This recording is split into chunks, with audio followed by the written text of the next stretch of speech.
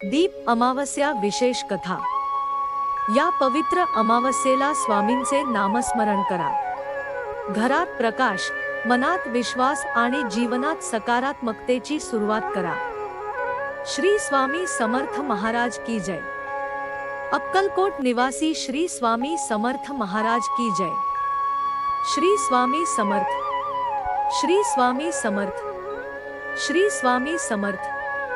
प्रिय स्वामी भक्तांनो, आजची ही कथा आणि हा संपूर्ण संदेश अतिशय विशेष आहे, कारण आज आपण अशा एका पवित्र दिवसाबद्दल जाणून घेणार आहोत ज्याला आपल्या हिंदू संस्कृतीमध्ये विशेष महत्त्व दिले जाते, दीप अमावस्या।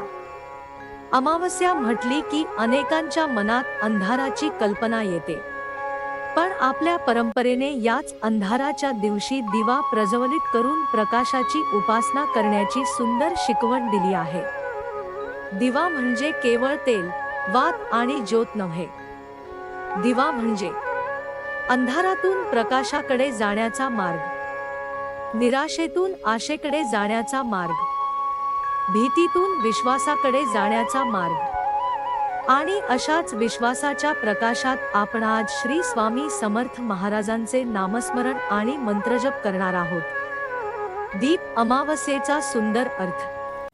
पूर्वीच्या काळात घरातील प्रत्येक दिवा स्वच्छ करून त्याची पूजा करण्याची परंपरा होती।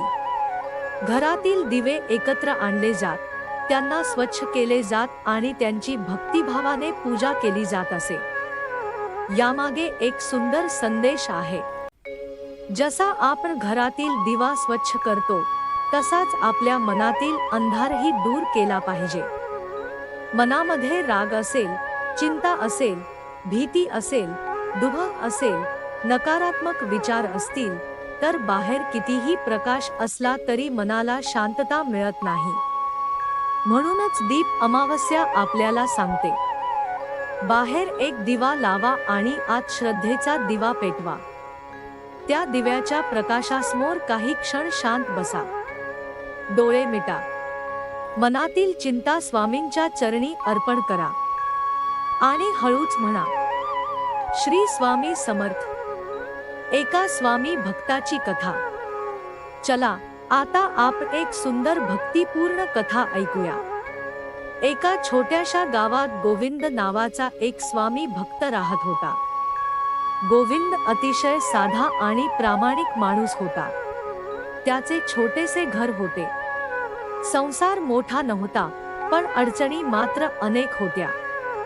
कधी घरात पैशांची कमतरता असे, कधी काम मिळत नसे, कधी घरातील एखादी व्यक्ती आजारी पडत असे, कधी अचानक खर्च समोर उभा राहत असे।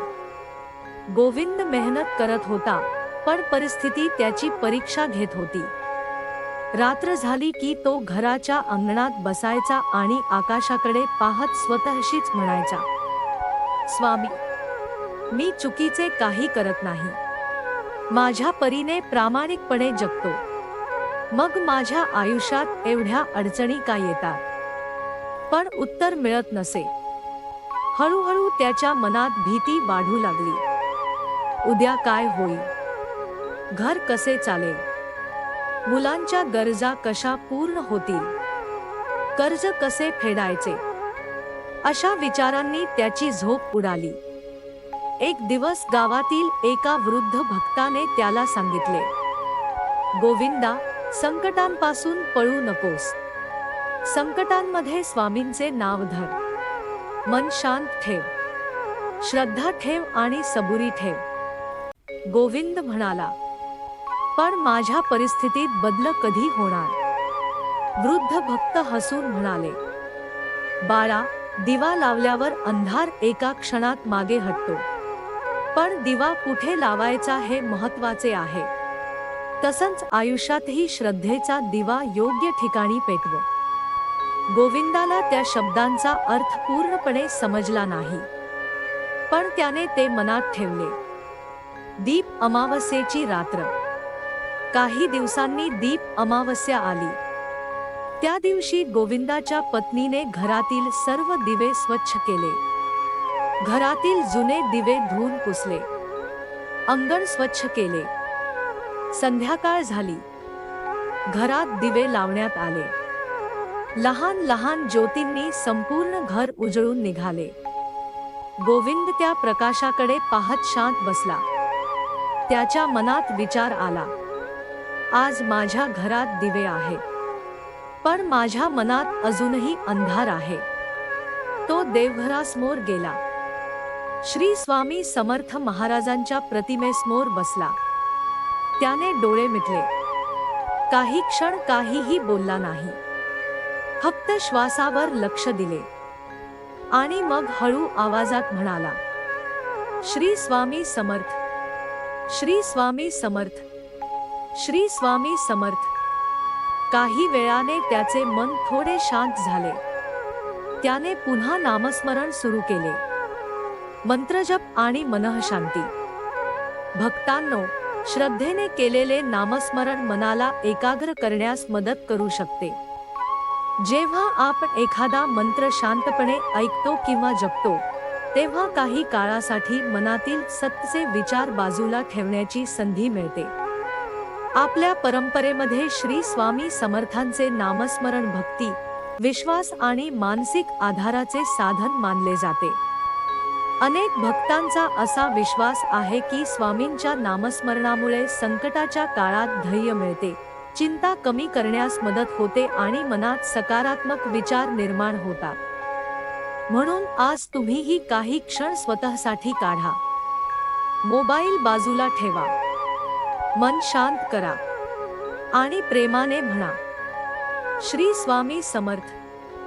दिव्याचा प्रकाश आणि मनातील अंधार. गोविंद दिव्याकडे पाहत होता. त्याला अचानक जाणवले, मी इतके दिवस माझ्या समस्यांकडेच पाहत होतो, पण माझ्याकडे असलेल्या गोष्टींकडे कधी पाहिलेच नाही. त्याच्याकडे घर होते, कुटुंब होते, काम करण्याची ताकद होती, स्वामींचे नाव होते आणि सर्वात महत्त्वाचे म्हणजे आशा अजून जिवंत होती. त्याने हात जोडले आणि म्हणाला, स्वामी, माझ्या समस्या तुम्ही दूर कराव्यात अशी माझी मागणी नाही. मला त्या समस्यांना सामोरे जाण्याचे धैर्य द्या. ही प्रार्थना करताना त्याच्या डोळ्यात अश्रू आले, पण ते अश्रू दुःखाचे नव्हते, ते विश्वासाचे होते. भिवू नकोस, मी तुझ्या पाठीशी आहे. श्री स्वामी समर्थ महाराजांच्या भक्ती परंपरेत एक अत्यंत प्रसिद्ध आश्वासक संदेश आहे, भिवू नकोस, मी तुझ्या पाठीशी आहे. भक्तांनो, या वचनाचा अर्थ असा घेता येतो की संकट आले तरी मनाने पूर्णपणे खचून जाऊ नका. परिस्थिती कठीण असली तरी आशा सोडू नका. प्रामाणिक प्रयत्न करत राहा, श्रद्धा ठेवा आणि सबुरी ठेवा. कारण कधी कधी आपल्याला हवे असलेले उत्तर लगेच मिळत नाही, पण याचा अर्थ असा नाही की सर्व काही संपले आहे. कदाचित आपल्या जीवनातील पुढचा मार्ग अजून तयार होत असेल. घरातील नकारात्मकता दूर करण्याबद्दल श्रद्धा. दीप अमावस्येला दिवा लावण्यामागे आपल्या संस्कृतीत प्रकाश आणि पवित्रतेचे प्रतिकात्मक महत्त्व आहे.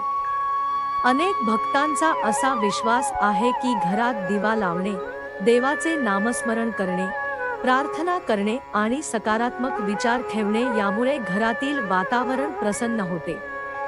म्हणून या दिवशी घरात दिवा लावताना फक्त बाहेरील अंधार दूर करण्याचा विचार करू नका. स्वतःला विचारा, माझ्या मनात कोणता अंधार आहे? भीती, राग, दुःख, मत्सर, चिंता, भूतकाळातील आठवणी.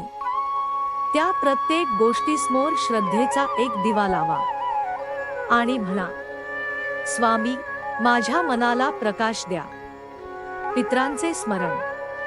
अमावस्या हा दिवस अनेक कुटुंबांमध्ये पितरांचे स्मरण, तर्पण आणि श्रद्धेने प्रार्थना करण्याशी जोडला जातो. पितृदोषासंबंधी अनेक धार्मिक श्रद्धा आणि परंपरा आहेत. त्या प्रत्येक कुटुंबाच्या श्रद्धेनुसार वेगळ्या असू शकतात. दीप अमावस्येला दिवा लावताना आपल्या पूर्वजांचे प्रेमाने स्मरण करणे, त्यांच्या आठवणींना आदर देणे आणि कुटुंबाच्या कल्याणासाठी प्रार्थना करणे ही एक सुंदर भावना आहे. गोविंदानेही त्या दिवशी आपल्या पूर्वजांचे स्मरण केले. त्याने हात जोडले आणि म्हणाला, ज्यांनी मला हे जीवन दिले, ज्यांनी माझ्या कुटुंबासाठी कष्ट घेतले, त्या सर्व पूर्वजांना माझा नमस्कार. त्याच्या मनात कृतज्ञता निर्माण झाली. गोविंदाच्या आयुष्यातील बदल. त्या रात्रीनंतर गोविंदाने चमत्काराची वाट पाहणे सोडले. त्याने काम करण्याची पद्धत बदलली. अनावश्यक खर्च कमी केला. ज्यांच्याकडून पैसे घेतले होते त्यांच्याशी प्रामाणिकपणे बोलला. नवीन काम शोधले. सकाळी उठून स्वामींचे नामस्मरण करू लागला. रात्री झोपण्यापूर्वी दिवसातील चुका आठवून त्या सुधारण्याचा प्रयत्न करू लागला. आणि सर्वात महत्त्वाचे, त्याने चिंता करण्याऐवजी प्रयत्न करण्यास सुरुवात केली. काही दिवसात त्याला एक नवीन काम मिळाले. उत्पन्न हळूहळू वाढू लागले. घरातील वातावरणही बदलू लागले. पूर्वी प्रत्येक छोट्या गोष्टीवर भांडण होत असे. आता घरातील लोक एकमेकांना समजून घेऊ लागले. गोविंदाला समजले, स्वामींवर श्रद्धा ठेवणे म्हणजे प्रयत्न सोडणे नाही, तर श्रद्धेच्या आधाराने योग्य प्रयत्न करत राहणे होय. आता मंत्रजपाची वेळ. आता आपण काही क्षण मन शांत करून स्वामींचे नामस्मरण करूया. ज्यांना शक्य आहे त्यांनी शांत ठिकाणी बसा. समोर एक दिवा लावा. डोळे मिटा. मनात श्री स्वामी समर्थ महाराजांची प्रतिमा आठवा आणि मनापासून म्हणा, स्वामी महाराज, माझ्या घरातील सर्वांना सुख, शांती, सद्बुद्धी आणि धैर्य द्या. त्यानंतर श्रद्धेने मंत्र ऐका किंवा जपा. नमो श्री अक्कलकोट निवासी श्री स्वामी समर्थाय नमः. हळूहळू श्वास घ्या. मन शांत ठेवा. घाई करू नका. मंत्राचे शब्द फक्त ऐकू नका. त्यातील भक्ती आणि विश्वास मनात अनुभवण्याचा प्रयत्न करा. संकटात असलेल्या भक्तांसाठी संदेश.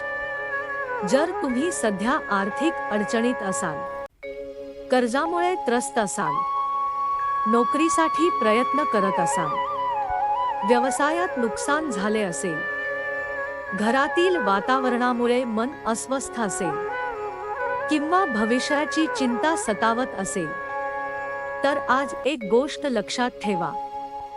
संकट म्हणजे शेवट नाही. कधी कधी संकट आपल्याला मजबूत बनवते. कधी संकट आपल्याला चुकीच्या मार्गापासून दूर करते. कधी संकटामुळे आपल्याला आपल्या माणसांची किंमत समजते.